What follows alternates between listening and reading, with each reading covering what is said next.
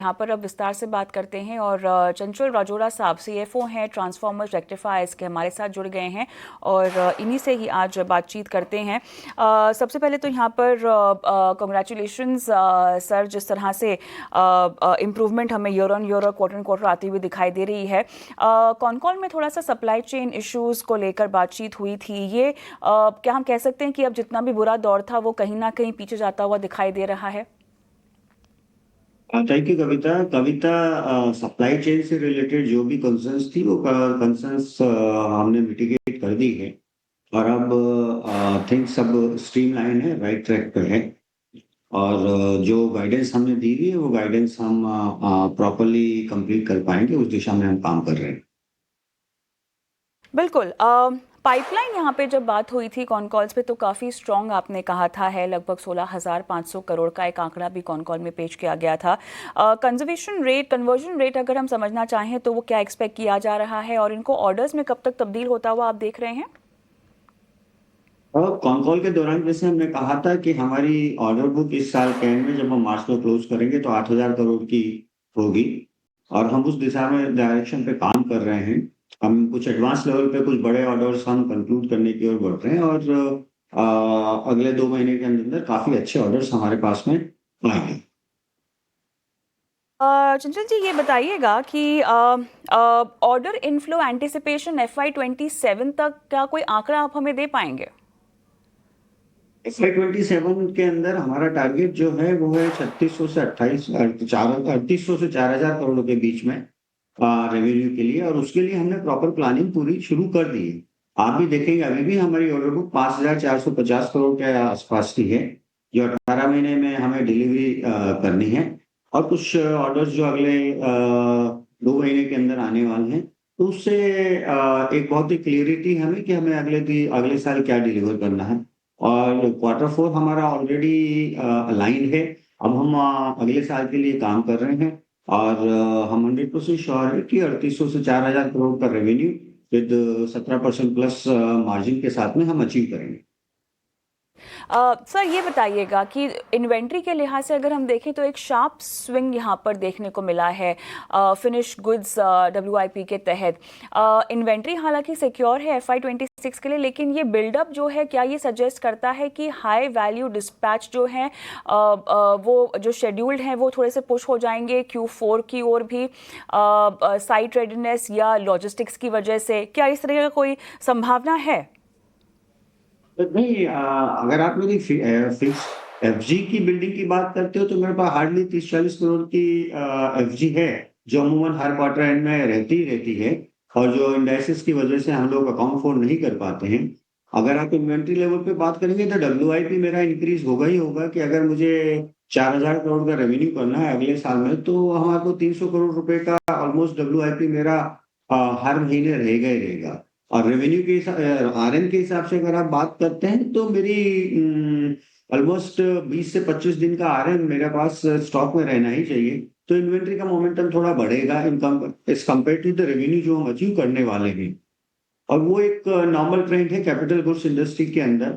हम जैसे अभी CRGO की कॉइल्स इंपोर्ट करते हैं, मदर कॉइल्स इंपोर्ट करते हैं, तो मदर कॉइल्स हमें 500 और 700 या 1,000 टन इंपोर्ट करनी होती है, जो कि अगले 1 महीने या 1.5 महीने के अंदर काम आती है। इसी तरीके से कॉपर कंडक्टर हम इंपोर्ट करते हैं, तो वो भी हम 15-20 जॉब्स का एक साथ इंपोर्ट करते हैं, जो अगले 1-1.5 महीने के अंदर आता है। तो वो इन्वेंट्री बिल्टअप उस हिसाब से थोड़ा सा ज्यादा रहेगा ही रहेगा, लेकिन वो डिलीवरेबल है, वो होल्ड नहीं है कि हम इन्वेंट्री लेवल को होल्ड करके कर रहे हैं। वो 1 महीने या 1.5 महीने का इन्वेंट्री है। अब यहाँ पर इन्वेंट्रीज क्योंकि यहाँ पे बढ़ रही हैं और रिकॉर्ड एग्जीक्यूशन टारगेट जो है वो Q4 के लिए आपने लाइनअप किया हुआ है, projected impact on operating cash flow पूरे साल के लिए आप क्या देखते हैं? क्या हमें एक significant release of working capital by March 2026 consider करना चाहिए? मेरा दिसंबर का वर्किंग कैपिटल अगर आप देखेंगे तो मेरा दिसंबर का वर्किंग कैपिटल करीब 110 दिन के आसपास का है। और हम अगले साल में भी वर्किंग कैपिटल को उसी लेवल पे देखते हैं। रादर हम कोशिश कर रहे हैं कि वर्किंग कैपिटल को हम किसी तरीके से 100 करोड़ दिन के आसपास लेके आए। और उसी दिशा में हम काम कर रहे हैं। पिछले 2 साल में 178 करोड़ 170 से 75 दिन के वर्किंग कैपिटल साइकिल से अगर हम 110 पर आ रहे हैं या 115 पर आ रहे हैं, तो एक रिमार्केबल चेंज है, सिग्निफिकेंट इवेंट है ऑर्गेनाइजेशन के लिए, और इम्प्रूवमेंट भी है ये। और हम दूसरी कोशिश में काम कर रहे हैं कि हमारा का वर्किंग कैपिटल करीब 100 से 110 दिन के बीच में रहे, और जो कि इस इंडस्ट्री के लिए नॉर्मल से बेहतर है। चंचल जी, ये बताइएगा, थोड़ा सा आउटलुक की बात करते हैं जो आपने FY26 के लिए मेंटेन किया हुआ है। Guidance 25%, revenue growth 16%, EBIT margin जो कि यहाँ पर अगर हम देखें Q3 में जो देखा है उससे कम यहाँ पर देखा गया है, लेकिन क्या ये कहना सही होगा कि आप कंजर्वेटिव हैं? Q4 में थोड़ा सा स्टैंड आउट क्वार्टर भी रह सकता है क्योंकि एग्जीक्यूशन पेस जो है वो थोड़ी सी पिकअप हो रही है, क्या ऐसा मानना सही होगा? तो हमारी कोशिश यही है कि आपकी एक्सपेक्टेशन से थोड़ा ज्यादा परफॉर्म कर पाए, और उसी की दिशा में हम लोग काम कर रहे हैं। आप अगर मेरा 9 महीने के रिजल्ट्स देखेंगे, तो despite of a very bad Q2, हम अभी 16% के आसपास का ओवरऑल जो एबिटा है वो मेंटेन करके चल रहे हैं। और कोशिश है हमारी कि इस एबिटा को हम अच्छा कर पाए, और अदर देन जो पैट है, उस पैट को मैं प्रेजेंट लेवल से बेहतर बना पाऊँ, हम उस दिशा में काम कर रहे हैं। और डेफिनेटली अगर मेरे रेवेन्यूज बढ़ते हैं, तो ऑपरेशनल एफिशिएंसी वजह से मेरा एबिटा और अच्छे होगा। सर, यहाँ पर नए CEO साहब भी अब जो है वो आ चुके हैं। अब ऐसे में समझना तो यही चाहेंगे कि क्या कंपनी, क्योंकि अब स्केल अप कर रही है टूवर्ड्स 2600 करोड़ रेवेन्यू टारगेट, क्या ये एक प्लान ट्रांजिशन था? और इसके साथ साथ हमें ये भी समझना होगा कि अब ओवरऑल रुख क्या होने वाला है growth, next leg of growth का। कोई बॉटल नेक्स्ट जो कि फिलहाल फेस किए जा रहे हैं किसी भी वर्टिकल से, या फिर आपको लगता है कि जो भी चैलेंजेस थे कम से कम फिलहाल के लिए 2-3 तिमाहियों के लिए जा चुके हैं? कविता, पहली बात तो नए सीईओ नहीं आए हैं। हमारे managing director mister Satyan Manpura हैं, उन्होंने ही वो रिस्पॉन्सिबिलिटी ली है। साथ के साथ आपको और मेरे इन्वेस्टर्स को मैं ये भी बताना चाहता हूँ कि उन्हीं की लीडरशिप में हमने पिछले साल 2000 करोड़ का रेवेन्यू ग्रोथ किया था, highest number of transformers in this country में बनाए थे। टीम उसी तरीके से लाइन है, उसी तरीके से काम कर रही है, और हम उसी तरीके से आगे बढ़ना चाह रहे हैं। और एज फार एज आप कहते हैं कि फ्यूचर ट्रांजिशंस की बात, फ्यूचर आउटलुक की बात, फ्यूचर आउटलुक के अंदर सबसे इम्पोर्टेंट चीज है कि हम अगले साल 3800 से 4000 करोड़ के टारगेट पे काम कर रहे हैं, और हम 100% श्योर हैं कि उसकी तरफ बात करें, हम उसको अचीव करेंगे। जो भी ऑब्स्टिकल्स थे, नॉट ओनली इस अगले 2-3 तिमाही के लिए, पर अगले साल के लिए हमने ऑलरेडी मिटिगेट कर दिए हैं।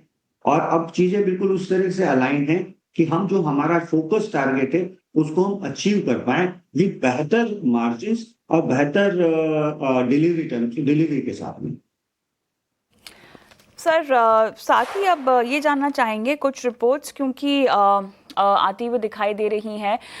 फिनेंस मिनिस्ट्री जो है strap curbs on Chinese firms for government contracts कुछ उस लिहाज से करती हुई दिखाई दे रही है। लेकिन अब जिस तरह से चाइनीज मैन्युफैक्चरर्स ग्लोबली डोमिनेट कर रहे हैं लार्ज स्केल ट्रांसफॉर्मर्स के लिहाज से, किस तरह से डोमेस्टिक ऑर्डर बुक को आप प्रोटेक्ट करने को लेकर कवायद कर रहे हैं?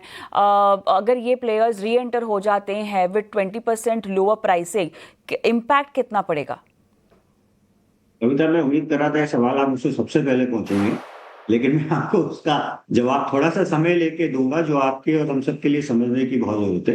पहली चीज तो ये है कि ये न्यूज कैसे आई है, कहाँ है, इसकी कोई ऑथेंटिसिटी नहीं है। दूसरी चीज, अगर भारत सरकार अगर इस बात को कंटेम्पलेट भी कर रही है, तो वो इंपोर्ट को अलाउ नहीं करेगी।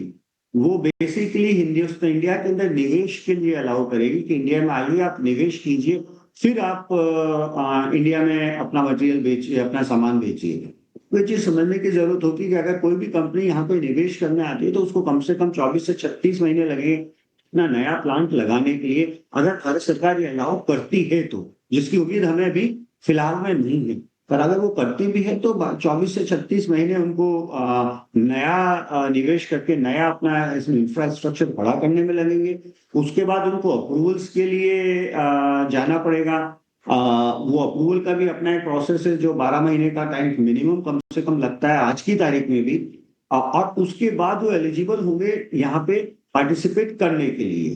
दूसरी चीज हमें ये भी सोचना होगा, क्या चाइना या किसी और बाहर की जो कंपनीज है उनके पास में इतनी बैंडविड्थ है कोई इंडिया में आके इन्वेस्ट करें या इंडिया में आके इंडिया में सप्लाई करें, जब ग्लोबली प्रोडक्ट की डिमांड बहुत ज्यादा है तो वो उसकी एक संभावनाएं बहुत कम है। हिंदुस्तान के अंदर जो एक फैसिलिटी अवेलेबल है इंडिया में आज के दिन में सिर्फ एक ही चाइनीज फैसिलिटी अवेलेबल है, और हमारी जानकारी के अनुसार उनकी जितनी भी कैपेसिटी अगले 2 साल के लिए ऑलमोस्ट बुक्ड है। तो वो कैपेसिटी ठीक है, अगर वो खाली भी होती तो भी हमारी डिमांड उससे कहीं ज्यादा है। मैं नहीं समझता ऐसी कोई संभावना इस समय है और अगले 2-3 साल तक फिलहाल है। तो इसलिए, और इंपोर्ट तो किसी भी सूरत में इंडियन गवर्नमेंट अलाउ ही नहीं करेगी। मेक इन इंडिया पॉलिसी के बिल्कुल अगेंस्ट वो एक तरह से स्टेप होगा, और भारत सरकार कभी भी नहीं चाहेगी कि वो चीज हो। और राइट चंचल जी, अच्छा लगा आपसे बातचीत करके। आपने समय दिया, इतने इत्मीनान से तमाम सवालों के जवाब दिए, मार्गदर्शन दिया दर्शकों को। बहुत बहुत शुक्रिया आपका। Thank you very much. Thank you. चलिए हम एक काम करते हैं, छोटा सा ब्रेक लेते हैं, लेकिन ब्रेक पर जाएं उससे पहले हमारी बेहद खास पेशकश की जानकारी आपको देना चाहेंगे। लगातार हम आपको